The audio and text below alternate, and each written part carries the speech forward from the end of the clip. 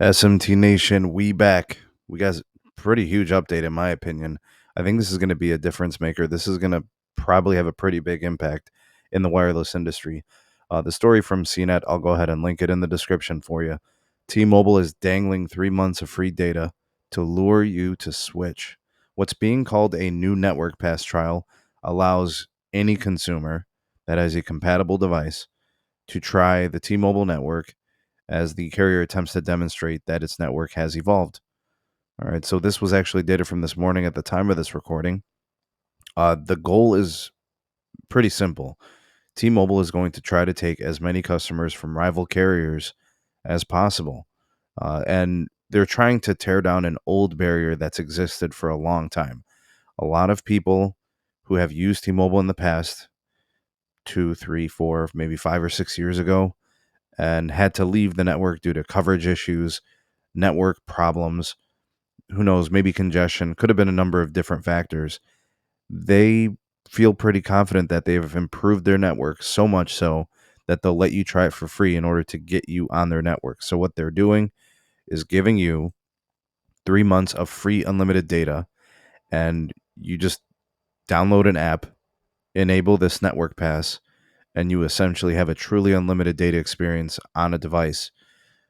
And that's it. There's no commitments, there's no payments, nothing, right? Some of the things that you will need to know, though, the network pass is available as of today, and it is the successor to the carrier's former test drive trial, which I think gave people a certain amount of data. I'm trying to remember if it was 15 or 20 or 30 gigs of data. It was something like that, or 30 days of usage. So yeah, I don't know. I think it's 30 gigs or 30 days if I remember it correctly. Okay, yeah. So, duh, right there, right? Um, and you had to have an unlocked device and you could use it, right? So the same thing pretty much exists here. But T-Mobile, instead of giving you 30 days, they're going to give you 90 days. So they're not going to be capping it. Uh, but if you go over 50 gigs of data, your download speeds could be drastically reduced. Saying here, especially in busy areas. So they're gonna treat it like a regular plan, I suppose. But it's gonna give you a pretty good idea as to where the network stands, where you're using it. That's a lot of data to try. That's a long time to give it a try for calling and texting and whatever you're trying to do. I don't know if it's really about the calling and texting so much. I suppose you're probably looking, at the data speed, the capacity, availability. It's been a while. Maybe you're on AT&T and they're letting you down. Maybe you're on Verizon and they're letting you down, and then they're expensive or whatever the case may be. And T-Mobile can give you a better deal, and then they can offer you a similar, who knows, possibly a better network. But it says here iPhones dating back to the 2018 XS and XR supporting eSIMs, so you could do that. Other manufacturers like Google have enabled the feature on headsets like its Pixel line. The older Pixels before the Pixel 4 may not have the feature. So it looks like it's going to be limited in support. So you can, if you got an eSIM, it's worth a shot to give it to try to do the activation through the app. But it's definitely going to work on the iPhones. You activate the eSIM once you install the app. You enable that for the data, and you should be good for the go. And guys, like when I look at the impact that this is going to have on the industry, I think this is pretty clear. The most vulnerable company right now in the market is the most unresponsive company, and that is Verizon. And Verizon customers have been pretty vocal and disgruntled lately.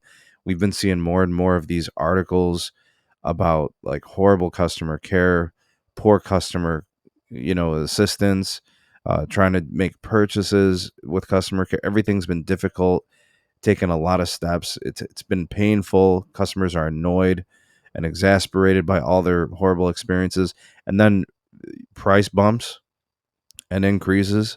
And Verizon was already the most expensive carrier.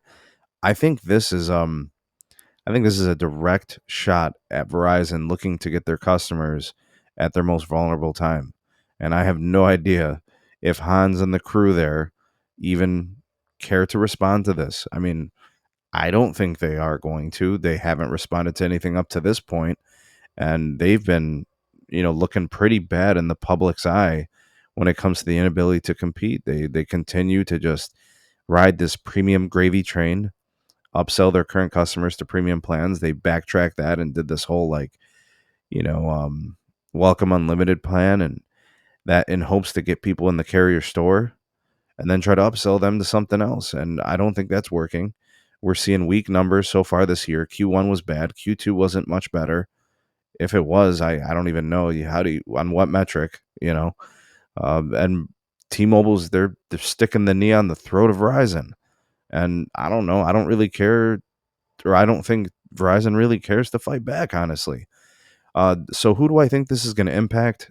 This is great for T-Mobile. This increases the likelihood of people switching. So they're looking to continue to gain market share. I think it hurts Verizon bad. There's probably a lot of Verizon customers who are on the fence right now. We're considering about switching, and this just makes it that much easier. You know, they just look at the advertisement for the video on this, the commercial. It's hard to switch. You don't have time. It's painful. All those things. They've made it easy with the app. Looks to be fully integrated. Looks to be easy to do. You just got to have that eSIM feature enabled, compatible device that's unlocked, and you're good to go. And people are going to start moving. I think there's going to be some conversions here, and I think most of it are probably going to be Verizon customers, honestly. T-Mobile keeps pushing the right buttons. They just continue to do their thing, which is disrupt and take customers and take share. And, you know, they've been pedal to the metal ever since the merger. Nothing's slowing them down, and they're not stopping. Comment down below what you guys think of this deal. Let me know what you think of the details. Let me know what you think of the time frame. Who's this going to hurt? Who's this going to help? What do you think the outcome is with this? Let me know if you're going to try this. Sound off in the comment section below. You all the voice of the people, the SMT Nation. Let your voice be heard. Like, share, subscribe for more. Turn on the bell notification icon to never miss an upload. Links in the description for my Twitter handle, my Gmail address for all business inquiries, and my Patreon page if you want to support us and get early access to content and exclusive videos not found anywhere else. Thanks for watching. See you all in the next one. Peace.